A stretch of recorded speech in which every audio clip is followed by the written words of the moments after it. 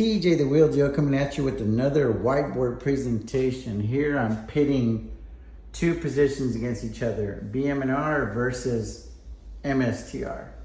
It's the road to another $1 million trade. So the question is, which one could actually get there? Which one could get there? Which one get there faster? Which one's more capital intensive? You know, all the gimmies and gotchas along the way. And so I got it set up in 4 quadrants. So over here, we're gonna start on BM&R. What are the knowns? We got 40,000 shares at 56.58. So the capital requirement there is 2.3 million. There's also 600 leaps owned at 75 bucks for January of 27. Capital requirement there was 1.1 million. And we've got 400 covered calls sold, collected 36,000 on those. Those are the latest roll. Collected quite a bit on covered calls, but nothing's going to change the fact that year to date, after all the accounting is done, according to Tasty Trade, the year to date is negative 386,000 at the recording of this video. And the capital requirement is 1.35 million as well. So those are all the knowns. So we go over to the MSTR trade MicroStrategy or strategy. There's 800 short puts at 220, 15 days to expiration with an extrinsic value of 441.6. There's 1,000 naked calls at 400, 15 days to expiration with an extrinsic value of 57,000. There's another 200 short puts at 225, 50 days to expiration with an extrinsic value of 282,400. And there's an additional 300 naked calls at 450 days to expiration with an extrinsic value of 87.9. If you tally it all up, it's 868,900. Year to date on the position as a whole on the ticker is 94,000 to the no bueno, and the capital requirement is 2.34. So we already know that 2.34 is less than all of that capital required over there. So we already know that it's a more capital efficient trade on the MSTR side versus BM&R. So now the question is, what has to happen in order to make $1 million bucks by the end of the year? With BM&R, it's actually pretty simple. BM&R goes to about 75 bucks by the end of the year. Boom, it gets us there. What's the percentage of that happening, in my honest opinion? About 50%. I give it about 50% chance of happening. This particular trade is more capital intensive and it is totally directional. We get crushed just like we've been getting crushed if BM&R goes down. No hedges to the downside here whatsoever, aside from selling some covered calls, because that's a little bit of a hedge to the downside, but not a lot. Now I am going to continue to sell covered calls, only 400 of them.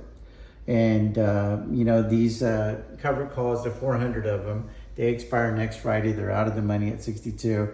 So I'm going to do it again, and I'm hoping to bring in another, you know, $80,000 to $100,000 in premium. So that is going to help take some of the sting off. So what has to happen over here on MSTR in order to make $1 million? MSTR just needs to trade between 225 and 400, guys. And if I roll in about a week or so, if I roll from the 15-day to the 50-day, those 800 contracts, we're going to pick up easily another $200,000, $300,000, maybe even $400,000 in premiums. So as long as MSTR trades between 225 and 400 from now till the end of the year, that gets us there. And as far as percentage of happening, I give that more like a 75%. But the reason I like to trade more is not just because it's less capital intensive, but because you have a lot more flexibility.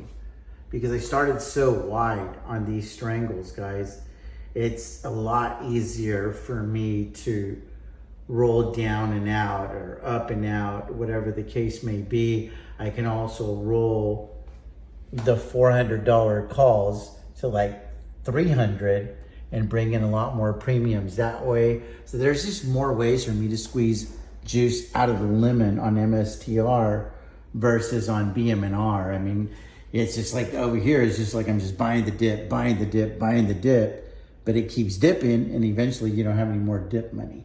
So that's the issue, and the only revenue that's being generated is the cover call premium.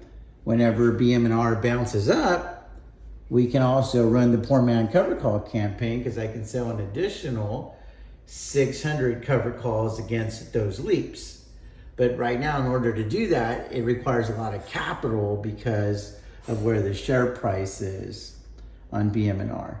So this one has a lot more upside, because you've got the 40,000 shares plus the 600 leaps. So if BM&R goes to the moon, Tom Lee's right, Ethereum, all that stuff, all that plays out, BM&R can make a lot more money than MSTR.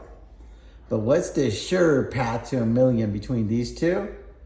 I'm gonna have to take MSTR, and I think that this trade is repeatable, it's systematic, it's repeatable, it's consistent, and I can do this trade over and over and over again.